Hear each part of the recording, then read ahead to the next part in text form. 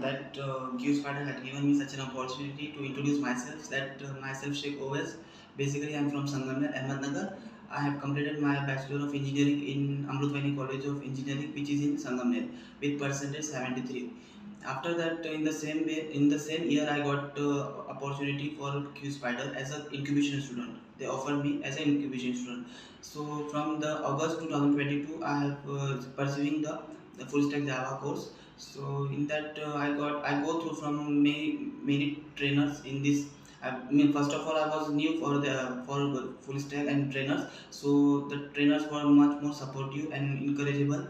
And the point of view from my side is just that trainers and the teaching staffs and non-teaching staffs are much more grateful for me for my success to achieve my goal. They help me for much more for to get me success.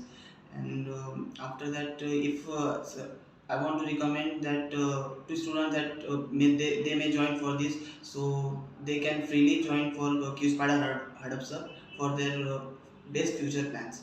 And now I got placed, and finally now after many struggles and that all, I got placed for a company Shaikh which is in Hyderabad with package 2.4.